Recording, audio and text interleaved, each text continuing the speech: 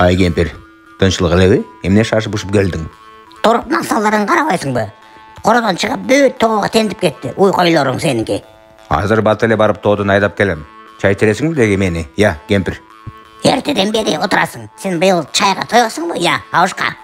Ушуну да көрө албайсың. Жеген тамакты аш кылдырасыңбы, байбиче?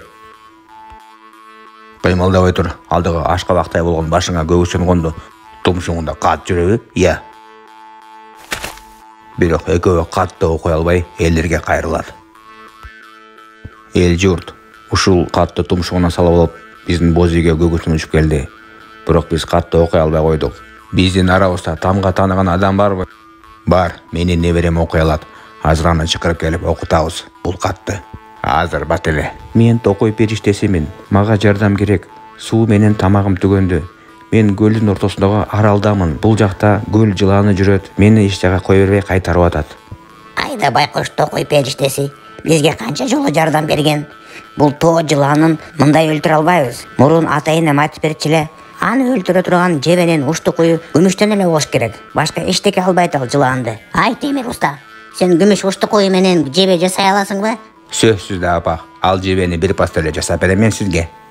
Анда мына сага өзүмдүн күмүшүм берейин. Жебе жасай бер балам. Коюңузчу апа, алдыгы күмүшүңүз эчтекеге жетпейт да. Кичинекей турбайбы? Ушунча күмүш көл жыланын эмес, коюн атканга эле жебеге жетет. Жетпеген күмүштү биз беребиз деп бүт коңуштагы кыз келиндер өзүнүн күмүштөрүн алып келишет.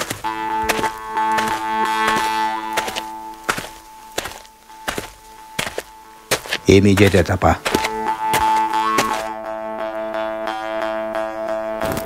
Ошентип Темир уста аябай курч жебе жасап берет.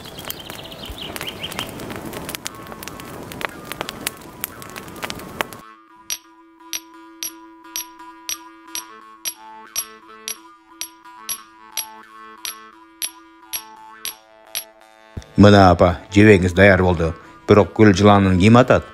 Ай бала, жылкыны минип алып тоого бар. Наристе деген анчынын кызын бул жака чакырып кел. Айт, биз аны күтүп атабыз. Макул.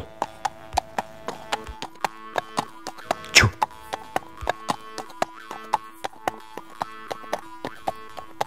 Чу. Ошол эле күнү жылкысын минип алып, Наристе бул коңушка келип калат.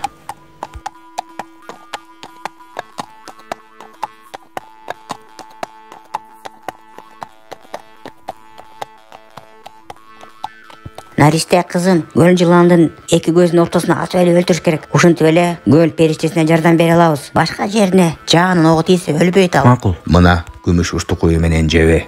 Атайын сага жасадык Наристе.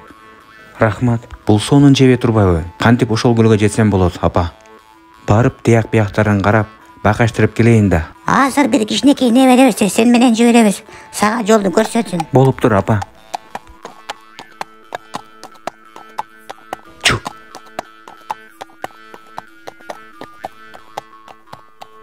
Көлгө жетсе, ал жакта суу жыланы токой периштесин аңдып кайтарып, ары бери сүзүп жүрүптүр.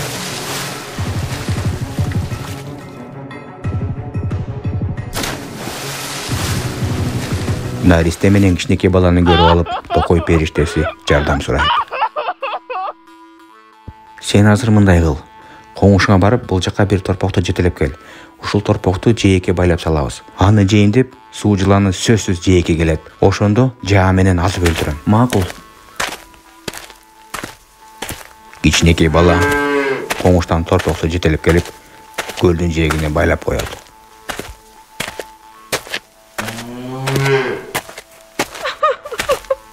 Айда байкуш, токой периштеси, карагылачы, ыйлап атат.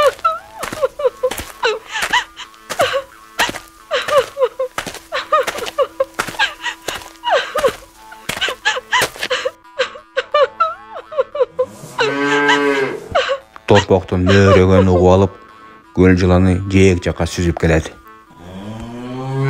Наристе, сенде бир эле мүмкүндүк бар. Ал жыландын эки көзүнүн ортосуна дал чекесине атыш керек. Башка жерине атсаң, ал өлбөй калат. Макул, апа.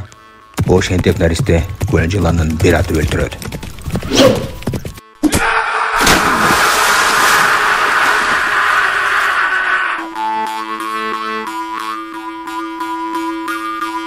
Анан кайык менен сүзүп барышып, токой периштесин жээкке алып келишет.